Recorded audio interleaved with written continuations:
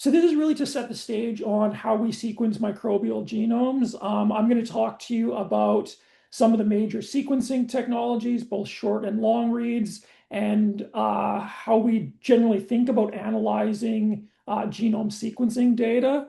Um, I do want to make this as sort of responsive to your interests as possible. So please don't be shy about putting up your hand if there's a question, asking questions in Slacks.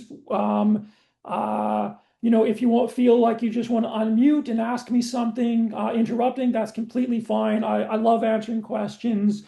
This is my view of what, the most important topics in microbial genome sequencing are, but I very much want to make this about what you want to learn about sequencing microbial genome. So please don't be shy, ask as many questions as you'd like. So here's learning objectives. So, we want to talk about how different sequencing platforms work. We want to talk about different strategies for sequencing microbial genomes. I heard when you were introducing yourselves that some people were interested in things like metagenomics. Some people might be interested in sequencing, genomes from isolated culturable bacteria. We'll talk about the differences between those two approaches. And we'll also talk about things like doing targeting sequencing if you're interested in sequencing, say, small pathogen genomes like viruses that are low abundance. How do we actually pull those genomes out from complex mixtures of samples? And then to sort of build off of the upcoming modules, we'll talk a little bit about the difference between the two main analysis strategies for analyzing sequencing data. One where we have a high quality reference genome, and one where we may not have a high quality reference genome where we want to do de novo assembly. And then going into the more technical details and some of the hands-on work with de novo assembly will be in module 2 just after this lecture. Okay, so I think about sequencing as having really 4 eras of sequencing. We had the sort of first era where it was dominated by Sanger sequencing, like the ABI 3730 shown here, and sort of the early genome projects like E. coli, which was the first free living organism to have its genome sequenced. The human genome, of course, was maybe the best example of the early genome project era. And then we had drastically cheaper sequencing technologies that could sequence genomes for much lower cost, like the short read instruments, like Illumina sequencers. Then we had this sort of early long read sequencing generation, were exemplified by the PacBio RS2 and the Oxford Nanopore MinION here, which gave you much longer molecules that were sequenced, but with relatively inaccurate, low accuracy data that required a lot of sophisticated, more computation intensive bioinformatics to process data from these platforms.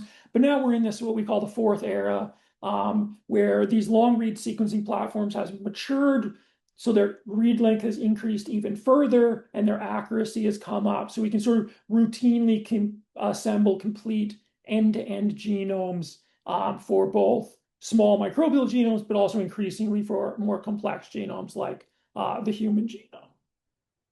So I'm going to briefly talk about these different eras of sequencing technology just to set the stage on at least how I think about how sequencing, improvements in sequencing instruments themselves have changed genome sequencing projects. So in the very beginning, going back to the late 1970s, we had this method called Sanger sequencing, which was developed by Fred Sanger at the LMB in Cambridge in the UK. He developed this chemistry where a DNA template would be copied using modified nucleotides called dideoxynucleotides that would inhibit the extension of a DNA strand. And then he showed that if you use different mixtures of dideoxynucleotides, one for A, C, G, and T, you could then separate the individual copied strands by size and say, using gel electrophoresis, and read off the sequence of the DNA molecule based on the presence of each band sorted by size using this gel. Now, this was like really revolutionary technology. There was no really good methods to sequence long molecules of DNA before Sanger invented this, but it was still pretty low throughput technology based on the standards that we have for sequencing instruments today. So 1977, when Sanger invented this method, you could sequence like maybe around 1,000 bases, 700 bases per day. But it wasn't enough to be able to sequence really complex genomes like the human genome, which required some further developments of the technology. And the two main innovations in Sanger sequencing were sort of more extensive automation of the reactions, like in the ABI 370, which could sequence about 5,000 bases per day, and then the 377, which replaced some of the reading out by bands with capillary tubes and using better fluorescent dyes to read the sequence, which would go up to about 20,000 bases per day. And then there are automated sequencers, which can do many, many different reactions in parallel using 96 well plates, which increase the throughput to around 400,000 bases per day. And this sequencer, the 3700, which I showed earlier, was the main workhorse for sequencing the human genome in a large-scale distributed fashion through the Public Human Genome Project, which was finished around the year 2000. But I think one of the main results from sequencing the initial human genome is that it's not just enough to sequence individual reference genomes, single examples of reference genomes, but we need technologies that could sequence entire populations. So this is going to be important for later in the lectures when we get into things like antimicrobial resistance or looking sort of the population genetics of microbial communities, where you learn a lot from sequencing many, many, many samples instead of sort of just one reference sample. So this sort of prompted the development of short-read sequencing technologies, which expanded these reactions from sort of happening on 96 well plates to imaging millions or even billions of molecules simultaneously by optimizing this process to happen massively in parallel. And the way that Illumina's short-read sequencing works is that you take these template molecules of DNA and you attach them to what's called a flow cell. It's pretty much just like a fancy microscope slide where the molecules are sort of arrayed perpendicularly to the surface of the flow cell. You then do an in-place amplification reaction to turn every template into a cluster of molecules where every molecule in this cluster all has the same sequence. And then you use DNA polymerase, similarly to how Sanger's Sanger's chemistry works, to add fluorescently labeled nucleotides that are complementary to these single-stranded template clusters that are on the flow cell. So the first base of this cluster here is T. So as you carry out the sequencing reaction, a complementary A would come in here. You'd then make it emit some light by shining a laser on it. It would say emit a green light, and then you would image the flow cell capturing that fluorescent signal, and that gives you some indication of what the base is that's complementary to this nucleotide. And there's another cluster here where there's a C in the template, and the complementary base is G. It's going to emit, say, a little yellowy orange light, and that gets captured by your imaging setup. And this sort of cycle of incorporating a base and then making it emit light, capturing it, is what's known as a sequencing cycle in Illumina the sequencing terminology. So in Illumina sequencing, you typically proceed for about 100 to 200 cycles, which determine the length of the reads that you get from the sequencing platform. So every single cycle is sequencing an individual base. So if you run 100 cycles, you've sequenced 100 bases from each one of your millions to billions of template molecules. And this little cartoon at the bottom here is really what the output of your sequencing instrument is. You have a picture here, basically the same as a digital camera picture, where you see these little circles of light corresponding to those clusters of molecules, and the color of each circle is telling you which base was incorporated each cycle of the reaction. So in this cluster here, we saw green, and then we saw red, red, yellow, yellow, red, red, yellow, yellow. And then in the other one, we saw yellow, red, blue, blue, blue. And the sequencing instrument has sophisticated computational algorithms running on board the instrument to process those images as they're captured in real time and make a prediction of what this template sequence was for every spot on this flow cell image. And that's a process that's called base calling, which is taking the raw measurements that an instrument is taking and turning them into a predicted read sequence. Later in the course, you'll be seeing files containing raw sequencing data. Those are presented in a file format called FASTQ, which contains the sequence of each cluster on your from your sequencing run, and then a prediction from the instrument's base calling of how reliable the bases are for every base in every read. That's really important because no sequencing technology is perfect. Every sequencing technology can make mistakes, and all of the instruments will produce a confidence score to say how confident they are, say that there was a C base at this position, rather than just having erroneously captured the wrong colored signal. So the main type of sequencing errors that occur in Illumina sequencing are from different molecules within every cluster that either jump ahead and proceed to a base that's too far, or lag behind and miss an incorporation cycle, which leads to a mixture of signals within that cluster.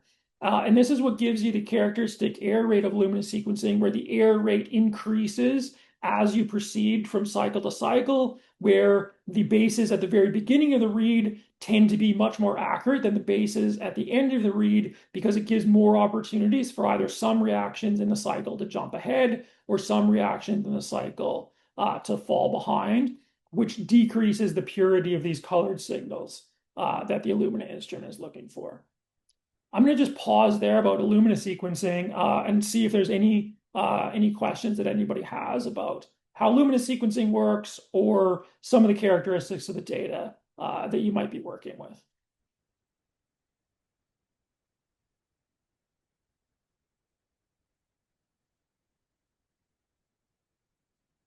All right, so it sounds like we're all on the same page. That's great. Again, feel free to interrupt if there's anything that you want me to go into in more detail. So the main characteristic of an Illumina sequencer is that you get enormous amounts of data. You can now sequence a human genome, which is 3 gigabases in length, for maybe a few $100s.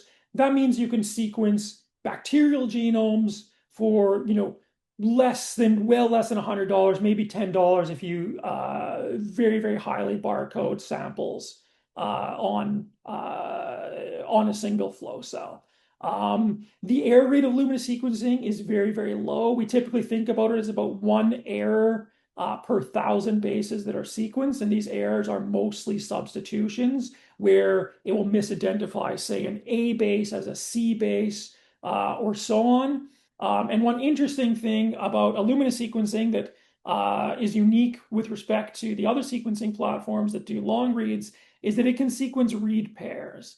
And a read pair is where you take a single DNA fragment and you take a short read from one half of the pair, like from one end of the pair, and then you take another read from the other end of the pair with some sequence of the DNA fragment in between those pairs that's unknown.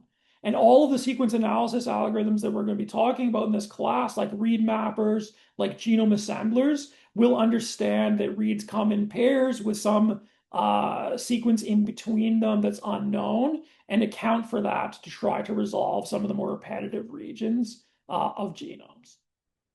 This is the NovaSeq 6000, one of the more recent Illumina sequencers that many genome centers now have. All right, but there's a major problem with short read sequencing in that even though it can sequence 100 to 200, maybe even 300 bases, a lot of genomes, particularly larger genomes, have repetitive elements that are longer than that read length. And what that means is that those reads can't be uniquely placed or uniquely assigned to a certain region on a reference genome. Or if you're trying to do something like a genome assembly, you can't reconstruct the genome completely because the repeat locations become unresolvable. So there was another wave of innovation in the sequencing technology world, which developed what we call long-read sequencers, which, as the name sounds like, try to measure much longer molecules of DNA at a time. And the first major long-read sequencing platform that came out is called the PacBio sequencer by a company called Pacific Biosciences. It's a single molecule sequencer, and it doesn't use this method of amplifying the DNA templates like Illumina sequencing does. Instead, it immobilizes DNA polymerase at the bottom of this like really small well, which is called a zero-mode waveguide. And that DNA polymerase is going to capture a single-stranded template of DNA, and it's going to synthesize the complementary strand, again, using fluorescently labeled nucleotides. And as these fluorescently labeled nucleotides diffuse into this tiny well, they get captured by DNA polymerase, held in place for a second while it incorporates into the complementary strand. And that flash of light is measured by, again, like a very sophisticated optical setup that's imaging the bottom of these wells. Now, this is an amazing technology. The DNA polymerases are highly, they can process very long molecules of DNA. So you could measure much longer fragments that's over 10,000 bases, even up to 20,000 bases. But this original PacBio technology had the major drawback that the error rate was quite a bit higher. It was about 10 to 15% errors, in contrast to about 0.1% errors in Illumina sequencing, because this single molecule approach had a fairly low signal to noise ratio. So there's a lot of noise where maybe a nucleotide diffused in here, got captured by the DNA polymerase, but didn't actually get incorporated. And that gave you the characteristic error rate of PacBio sequencing, in that the errors were predominantly insertions and deletions, where a base may be said to be erroneously incorporated into the DNA strand, or just skipped, where the event time of capturing that complementary nucleotide was just too short to register a reliable signal. Now, that said, this was still really useful technology for genome assembly, because the read lengths drastically were longer than the typical repeat sizes in small genomes like bacterial genomes. So you could get highly complete bacterial genomes, almost end-to-end assemblies or closed circle assemblies using this technology. But PacBio, relatively recently, they did something very clever, in that they found a way to calculate much higher accuracy reads while not losing read length, and still giving you all the benefits of spanning repeats that a long read sequencer should do. And they call this hi-fi sequencing. And the clever trick here is that they take a double-stranded DNA template, and then they put these hairpin adapters on either end of the DNA molecule. And when the DNA polymerase comes in and captures this single-stranded hairpin, it allows it to keep sequencing the same molecule over and over again by just going around this template circle. And that means that you get these multiple passes of your template molecule, one for the upper strand and then one for the bottom strand, and then again for the upper strand and again for the bottom strand. And they can keep going around and around the circle many times, and then compare all of the replicates that were sequenced for the same molecule informatically to calculate what's called a circular consensus sequence, which averages out that really high error rate that the single pass technology had. And by doing this averaging process, they can now get about 99.9% accuracy reads with a read length of about 15 to 20,000 bases. And this is sort of the state of the art for genome assembly, particularly for large genomes where there's a lot of highly similar repeat copies, where the benefits of both the read length and the higher accuracy allow you to do much more contiguous genome assemblies. And this is one of the key enabling technologies for that telomere to telomere era of assembly that I talked about at the very beginning. The other main long-read sequencing technology is called Oxford nanopore sequencing.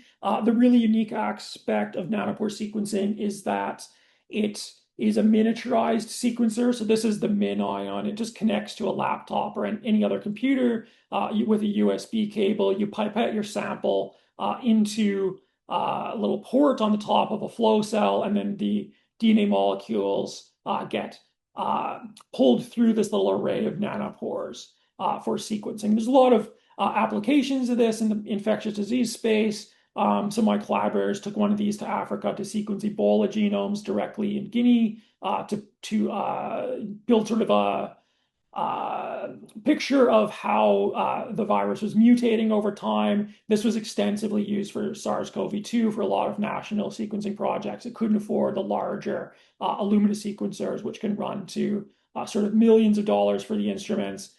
In contrast, these MinIONs can be bought for about $1,000 to $2,000. So a lot of countries relied on this for their SARS-CoV-2 surveillance. But the way the sequencer works is actually quite a bit different than these other technologies like Illumina and PacBio, which were more fluorescence-based, in that the nanopore sequencers don't use fluorescently labeled nucleotides, and they don't rely on synthesizing a complementary strand of DNA. Instead, what they do is that a double-stranded DNA molecule gets captured, and then a protein, which is basically just like a DNA helicase, called a motor protein, will unwind the double-stranded DNA and feed a single-stranded molecule through the nanopore.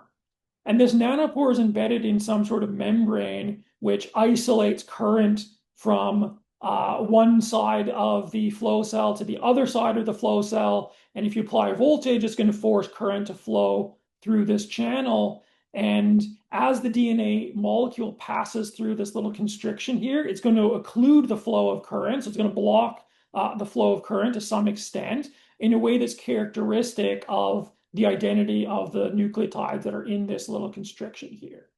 And if we look at the raw data output, we get sort of this periodic signals, the signals going up and down, which reflects that sequence that's in the current here, in the constriction here. And there's very, very sophisticated machine learning models that will take this current signal, which we call a squiggle, and try to predict what the DNA sequence was in the channel based on this pattern of electric currents. And this was like classically a very, very challenging informatics problem. Original nanopore sequencers back when I got involved with nanopore sequencing in 2015 to 2016 had about a 20% error rate, but through improvements to both how this motor protein feeds the DNA through the pore, the structure of the pore itself, and the base calling algorithms that take this squiggle and turn it into a predicted nucleotide sequence, Oxford Nanopore has been able to get the accuracy of their sequencer up to about 99%. So not quite as good as PacBio Hi-Fi's data, but reasonably accurate and very, very useful still for genome assembly or identifying genetic variants.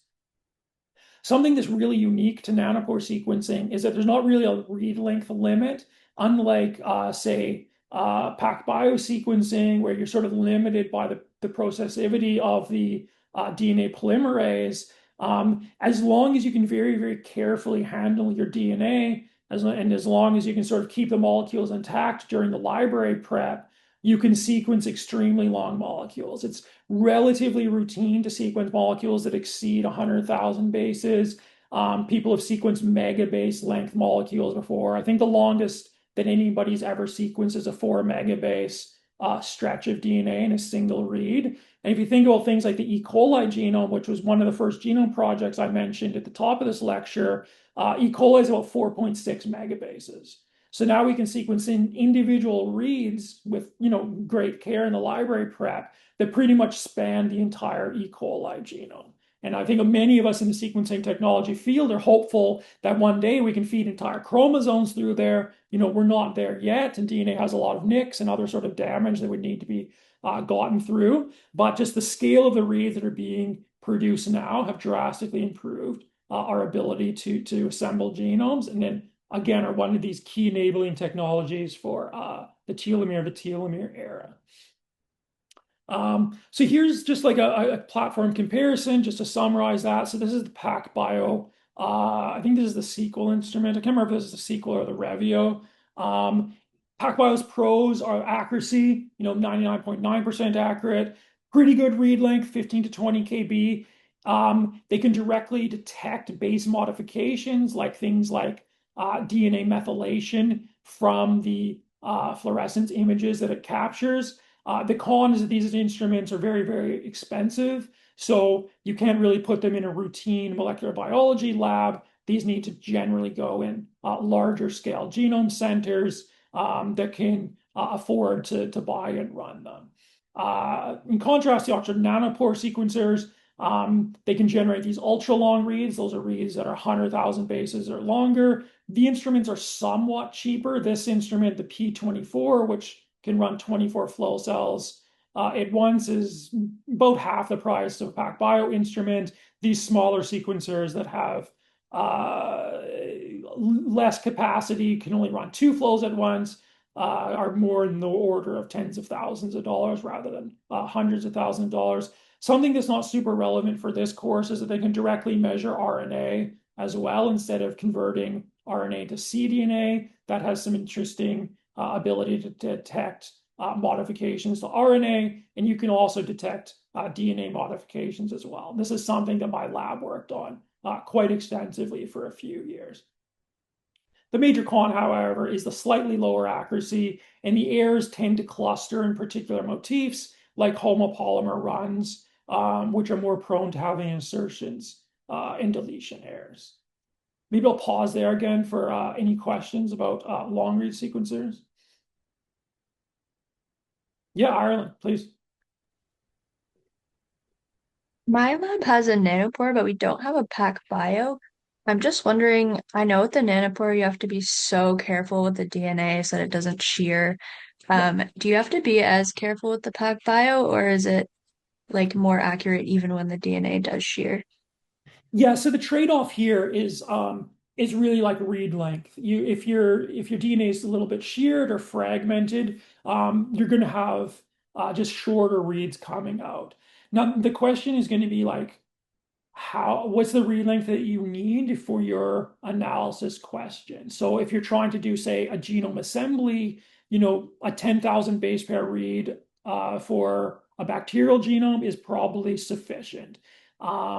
If you're doing assemblies of much larger genomes, you may need to be able to push that read length up to 20,000, 50,000, 100,000 bases, because they tend to have more complex reads. I think the only problem here is if you're getting, very, very short reads, like on the order of 1,000 bases, as you might run into problems with genome assembly. But I think if both platforms share the trait that they need fairly high molecular weight DNA as input. So if you have, highly sheared DNA, it probably wouldn't make sense to try PacBio. It would be, the time would be better spent trying to optimize your DNA extraction and library prep. Does that answer your question? Yeah, that's perfect. Thank you. Right. Shamsuddin, do you have a question as well? Yes, thank you very much. Yeah, some years ago, I was at a training, the Welcome Genome campus in the UK, and I saw the PacBio, and it was huge. Yes. This was about 10 years ago. So I was just wondering, are PacBios still that big, or I mean, or do they have plans to make, because it's just consumed so much space at that time. Thank you. Yeah, thanks for the question. And I did my PhD at the Welcome Genome campus, so I'm glad you're able to get the chance to visit there. It's a great place. These pictures are not to scale. This is like I don't know, like slightly larger than like a desktop computer, or like a server tower. This is like, a person's height here. If I should have had somebody standing next to it, and they would have been, about the same size of the instrument. So your point is still valid. Like the PacBio instruments are much, much larger than these sort of desktop scale instruments. I do know that PacBio is coming out with a desktop version. If not, they may have already come out with it to sort of serve that market of people who want to have, the instrument directly in their molecular biology lab. But yeah, these instruments that I'm showing here are, more suited to genome centers that have the infrastructure and all the cooling to support these much larger devices. Great Thank you. questions. Any That's other questions excellent. before I move on?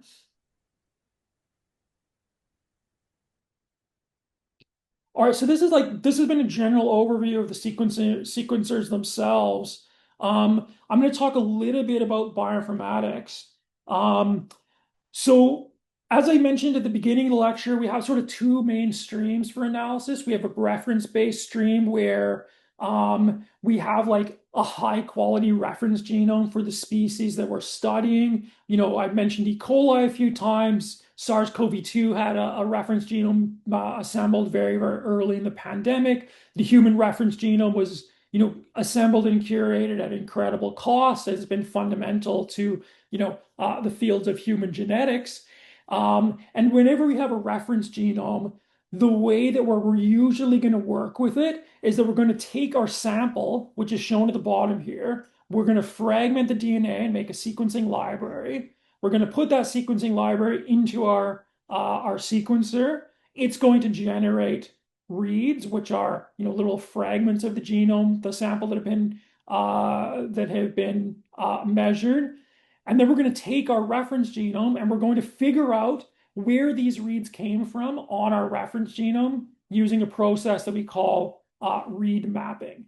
In the tutorials and throughout the workshop, you might be working with different read mapping software. The two main ones that I use in my lab and most people in sequencing bioinformatics use are BWA for short reads or Minimap2 for long reads. And the way that these programs work is that they're going to take every individual sequencing read and they're going to try to find the most similar place on the reference genome that matches that sequencing read. So this read here, which starts CTAC, it is a pretty good match to this location of the reference genome, and there's just this C to A difference at this position where there is an A in the reference genome and there is a C in our reads. Now, there's two reasons there could be this mismatch at this position. Either there could be a true genetic variant, like a SNP, at that position of our sample with respect to the reference genome, or it could be a sequencing error. And until we sequence many more reads, we're not going to know what the case is here, whether it's a true variant or just a sequencing error. But anyways, the read mapper is going to take the next read, figure out where it came from, take the next read to figure out where it came from as well. So this is pretty much like the first step after, say, some data QC that you're going to use in your analysis workflow is you're going to take all of your reads, run a read mapper to them. It's going to figure out how those reads line up against your reference genome, and it'll produce what we call a BAM file, which is the main way of storing sequencing data aligned to a reference gene. Now, if we do this for many, many, many reads, like all of our reads in our sequencing run, we'll have this stack of evidence for what our sample looks like at every position of the reference gene.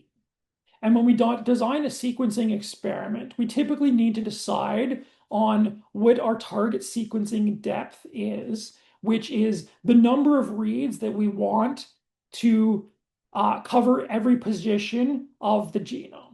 And typically we want around 30 to 50x sequencing depth to make sure that we statistically have enough evidence for where there's genetic variance and we're able to robustly differentiate between genetic variants and the sequencing errors that I talked about when going through the different technologies. And the way that the data will be processed is that we basically would slide a window along all of our reference genome and we would look at the stack of bases that line up against this position, and we would look for positions where there's consistent representation of an alternative allele, where say the reference genome contains a G, and all of the bases in our read contain a different allele, in this case, a T. And our power to detect genetic variants is going to be a function of our sequencing depth. So if we have high depth, we're better able to differentiate between sequencing errors and genetic variants. So in this little example here that I'm giving you, all of the bases in the reads agree that there is a T at this position where there is a G in the reference. So it would probably call a genetic variant at this position and output a VCF format, which just stands for variant call format, indicating that it detected a genetic variant at this position of our reference genome. And a VCF record might look like this. There's a header line that says that the first field is indicating the chromosome it's on. I'm saying that this chromosome of the reference is just called chromosome A, and then saying that at the 43rd position, the reference genome had a G allele. The alternative base that we detected in the sample was a T. It would output a quality, which is its confidence that the variant call is correct at this position, and then some additional info saying what the sequencing depth is at this position. In this case, it's 12 because there was 12 bases at this aligned to this position, which allows you to filter your data to say, I only want to take variants that had certain sequencing depth as a quality control measure. So this is how we, the general process aligning reads to a reference genome and calling variants. Some of the variant calling tools that people use are programs like BCF tools, and you'll see other ways of detecting genetic variants throughout other modules. Any quick questions about, aligning reads to a reference genome? So I sort of presented this in the perspective of analyzing like a clonal organism, like a cultured bacteria, where we expect all of the reads to have the same allele. There's other situations, like I heard, metagenomic sequencing, where you're sequencing more of a population of bacteria or a community with different compositions of different species. There we might see, different frequencies of variants within these stacks of bases aligned up to our reference genome. In that case, we would need to use specialized variant callers. They would account for the fact that there's some population structure in the data that's reflective of the allele frequencies in the microbial community that you're sequencing. I think you'll probably get into these sort of considerations during the metagenomics focused modules later on. Can I ask, Yeah, sorry, go ahead. excuse me. Can I have a quick question? So regarding this SNP, so when we see this T in our samples instead of the reference should be G, so then can we use this information by comparing, for example, if you see that this T position or T's in like a resistant samples compared that we see G's in all resistant samples, or sorry, vice versa. Then can we conclude that kind of things, or is that's a robust way of saying that? So T is associated with resistance because we see this T in many of like a resistant isolates compared to reference. I mean the G at in susceptible isolate. Yeah, absolutely. And this is something we're going to touch upon later in the AMR modules that Andrew MacArthur is going to lead. And you basically got the main idea correct. So usually the next step after identifying genetic variants is that you want to try to interpret what the functional consequence of this genetic variant is. So if you know that there's, say, like a gene that confers antimicrobial resistance, and this T allele has been annotated as making it either susceptible or resistant, you can look that up in these databases that Andrew and his team curate to try to interpret not only that there's a genetic variant at this position, but what that variant means for the phenotype of the species that you're studying. Does that make sense? Yes. Thank you very much. Yeah, great. Okay, so I'm going to briefly talk about de novo assembly, but only for a slide or two here because this is going to be the topic of the next module. In the cases where we don't have a reference genome at all, or in another case where our reference genome is just too different, too genetically divergent to the sample that we have sequenced, we can perform what we call a de novo assembly. And there we don't use an external reference genome to interpret our data at all. We just look for overlaps between our sequencing reads. This is computationally very, very intensive to do, but we find these sequences that share a long stretch of DNA that is similar between two reads, and then we try to stitch those reads back together into an assembly of our sample's genome. But again, I'm just going to leave that there because Gary's going to talk about that in the next module. But I do want to touch on, when we want to use these different strategies. So the best time to use a reference-based approach is, of course, if you have a close reference genome, like, SARS-CoV-2 is a great example. Human genomes are a great example as well. Any sort of well-characterized bacteria where you don't expect a lot of genetic diversity is usually a good place to use a reference genome. It's particularly well suited for short reads because even in smaller genomes like bacterial genomes, they have repeats that are longer than the read length of, say, an Illumina technology. So it's difficult to get really, really highly contiguous assemblies. And also it's best to use reference-based when the variants that you're interested in are typically smaller, like SNPs, individual bases that are substituted. When would you want to use assembly? Of course, if you don't have a reference genome, or if that reference genome is just too different from your sample's genome, or if you have really high quality long reads with good sequencing depth, say greater than 30x coverage, there you can get pretty good genome assemblies, typically closed genomes.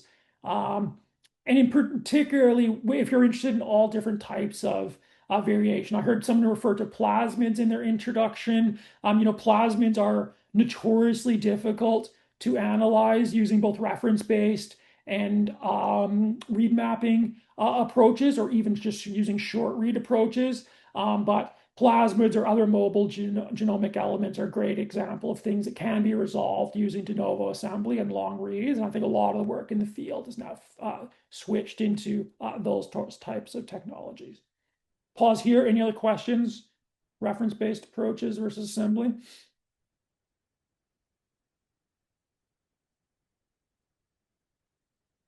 All right, so carry on. So I'm going to talk about sequencing strategies a little bit. So there's really three different ways that we think about sequencing microbial genomes. You can think about sequencing isolated genomes, like if you have a culturable bacteria. This is the easiest approach. You culture your bacteria, it's growing as a little colony there. There's low genetic diversity. You can get tons of DNA. You can put it into a long read sequencer and probably get, a fairly complete genome assembly.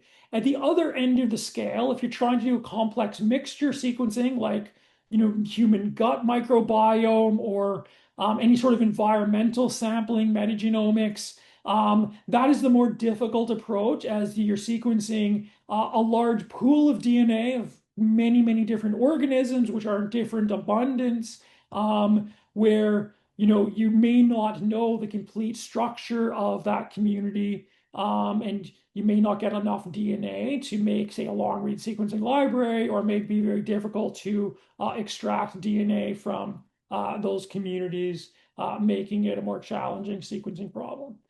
In the middle is more targeted approaches where we don't necessarily need, say, whole genome sequencing, but if we just want to do, say, profiling a single antimicrobial resistance gene, or if we're just trying to detect a pathogen based on some marker region of the genome, we can do things like just PCR amplification to detect a little region of it and then sequence the PCR amplicon and identify, say, what that microbe or what that pathogen of interest was. And great example here is just like 16S profiling, where you sequence the ribosomal 16S region, and then you can match it against large databases of 16S to provide some profile of what species are available in your collection. More generally, the possible strategies really depend on if you have a target sequence that you're interested in. If you don't have a target sequence, your options are pretty much limited to just like shotgun metagenomic sequencing or metagenomic sequencing after doing a little bit of amplification using, say, like random priming. If you do have a target sequence that you're interested in, you pretty much have all options available to you, from just shotgun sequencing, random priming amplification, using PCR amplification, or doing probe capture to enrich for the microbes and pathogens of interest from a complex sample. And what your choice of strategy, your best choice of strategy really depends on two factors, both the diversity of your target and the expected abundance of your target in your sample. So if you're expecting, a really, really high abundance of whatever microbe that you're interested in, you can just do shotgun sequencing. If you do DNA extraction, you should get enough DNA. And if the target is a large proportion of the DNA, you can just sequence it and then figure out or assemble what it is that you're interested in. On the other end of the scale, if the abundance of your target is really, really low, and I'll go back to COVID in this example here, is when you take like a throat swab from someone, you get very, very, very little viral DNA. So if you just try to sequence the material, in this case RNA, from that throat swab, you probably would mostly be getting human genes, human transcripts, and very, very little viral sequencing reads. So in this case, you need to do things to enrich for your pathogen of interest by either PCR amplifying it using an amplicon-based approach, or using, say, a bait capture approach where you design short oligonucleotides that will bind to your target of interest and then pull them down using like biotin or something to enrich your sample for those sequences of interest. The other axis that's worth thinking about is target diversity. You really only want to use amplicon-based approaches when there's fairly low target diversity, because you have to design PCR primers up front to bind to the regions of interest. So, PCR amplicons were used extremely extensively for SARS-CoV-2 because it didn't have tremendous genetic diversity. For other things like HIV or flu, it's difficult to design PCR priming panels to amplify across the entire microbial genome, because the number of mismatches, the number of genetic variants will cause your PCR primers not to bind super efficiently. So in that case, a bait capture, probe capture approach is more appropriate. So this is just putting different types of samples onto this little 2D diagram of different approaches. So again, if you have things like cultured isolates where you have really, really high target abundance, you can just do shotgun sequencing. If you have low abundance targets but low genetic diversity, like SARS-CoV-2, you might want to do amplicons. If you have things like flu or HIV or so on, where there's low target abundance but high diversity, you probably want to do things like bait capture. But I'll just walk you through a case study of how SARS-CoV-2 was sequenced during the pandemic. And this is something that many of the instructors on this course worked on through a project called CanCoGen, Canada's Coronavirus Genomics Network. In CanCoGen and in really the worldwide sequencing projects for SARS-CoV-2, the community took an amplicon-based approach where there was a set of PCR primers designed to span the entire 30,000 base pair SARS-CoV genome from end to end, where the main panel that people used was called the Arctic panel, which used 400 base amplicons, about 96 of them that were split into two different PCR pools, so that the two different amplicon structures wouldn't interfere with each other. So you did one PCR reaction with half of the primers and another PCR reaction with the other half of the primers, so that you didn't get really short products where the amplifications would overlap. So after you do, your amplification from the two different PCR pools depicted here as pool 1 and pool 2, you can do, just whole genome sequencing of these amplicon pools, and you'd get a coverage diagram that looks like this, which shows that in this case, the coronavirus genome was sequenced to over 100x depth in most regions of the genome because it was a fairly high abundance sample. The way that we would quantify the target abundance for SARS-CoV is just based on qPCR. So usually before we would send a sample for sequencing, or sample would be sent for sequencing, a diagnostic lab would run qPCR with a couple of targets on the coronavirus genome. They would calculate the cycle threshold, which is the number of PCR cycles that were run before a significant signal was detected. In this case, if the cycle threshold is less than 30, you typically get really, really high coverage across the SARS-CoV-2 genome. If the cycle threshold is higher, meaning you needed to run more amplification cycles before getting a positive signal, typically those samples wouldn't sequence as well because there wasn't enough viral material in the genome, or sorry, in the sample.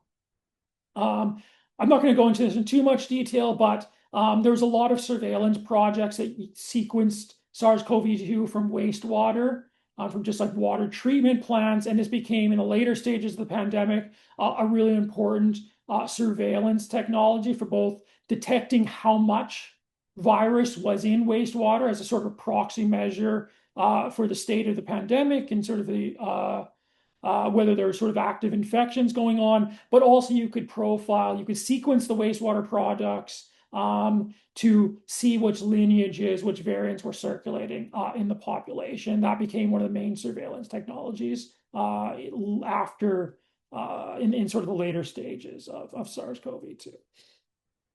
Now, I just want to use this project as sort of an exemplar of some of the different processing considerations that need to be made for genetic variant discovery projects. So in this case, we might have our sample at the bottom here. We're going to take our PCR primers, do our amplification, get amplicons, and then sequence our amplicons after a library prep, again, on our Illumina sequencer, generate reads corresponding to every amplicon, and then map those reads back to our reference genome, in this case, the SARS-CoV-2 reference. Now here, the coverage pattern along the genome is a little bit different in that it's not just like the reads can't randomly start at any position of the genome. They can only start at the positions of the genome where there was PCR primers designed to amplify. So here we get this sort of unique coverage pattern that there's these blocks of high coverage corresponding to where the amplicons begin and end. So we need to have specialized genetic variant calling software to process this type of data to understand that the genome's not going to be uniformly covered. It's going to be covered in these sort of contiguous, discrete regions corresponding to our amplicons. But the genetic variant calling software needs to also be aware of the fact that where the PCR reactions started and ended, there was synthetic DNA added into our sequencing read, which corresponds to the exact primer sequences. So those primer sequences that consist of synthetic DNA aren't useful for identifying genetic variants. So you need to first analyze the reads to detect which bases correspond to the PCR primers and trim them off. And this seems like, a relatively simple processing step that should be routine to perform. But in the early days of sequencing SARS-CoV-2, a lot of groups that maybe were newer to sequencing either didn't trim PCR primers off of their reads or incorrectly trimmed PCR primers off of their reads, which will cause a lot of ambiguity in the sequencing results.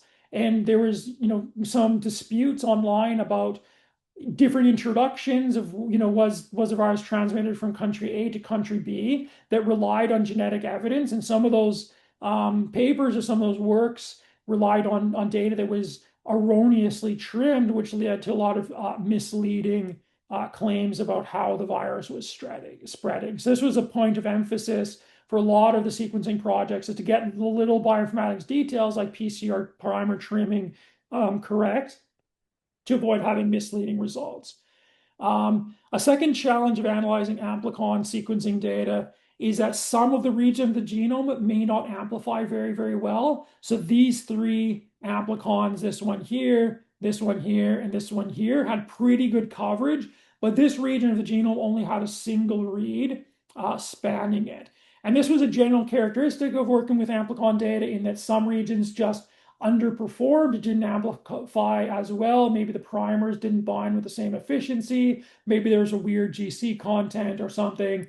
So some regions were much more difficult to sequence than others. So a lot of the pipelines would have to analyze the data, determine whether there was enough evidence to call genetic variants at this span of the genome, and if not, then mask the genome using the N characters and ambiguous nucleotides to just indicate to the downstream analysis tools that this region of the genome didn't have enough sequencing coverage to be reliable. And this was another pitfall that a lot of groups unfortunately didn't get right, that led to a lot of difficulties in analyzing some of the worldwide public data sets.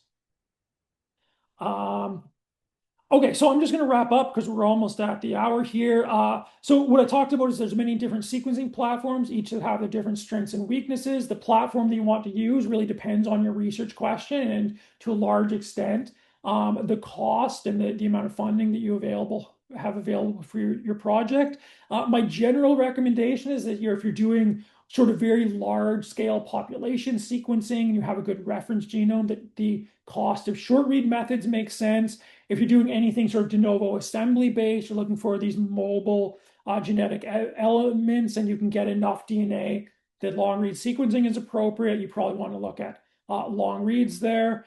There's many different strategies for sequencing microbial genomes, from cultured isolates all the way to shotgun metagenomics. And your choice for targeted methods is really going to be dependent on the abundance of your target and the diversity of the sample with respect to the panel of organisms that you're targeting. I think we have another few minutes for questions if there's any other questions. Otherwise, I'll be available on Slack. Please feel free to shoot me a question about anything sequencing or analysis related, and I'd be happy to answer that. And thanks all for your attention. Ireland? Hi, thank you for the talk, by the way. That was really good. I was just wondering from you, based on your experience, do you think that in sequencing methods that use longer reads, like the nanopore type sequencing, do you think you need less depth or less coverage than something like a short read sequencing like Illumina? It's a really good question. I think the rule of thumb is pretty similar for both Illumina and like short read and long read, and that you really want to target around 30x coverage. This is not so much to overcome, say, like the error rate of your sequencing technology, but just to ensure that you have sufficient reads covering every position of the reference genome so that it can be assembled or not. But again, it's going to come down a little bit to your research question. Like if you're doing, say, a metagenomic study, or doing a study where you might expect some like population structure in your microbial community, where you want to detect, say, low frequency variants, you may want to sequence to higher depth to have more power to detect low frequency variants. But I think if you're just looking for, say, genome assemblies, the rule of thumb of 30x applies to both short and long reads.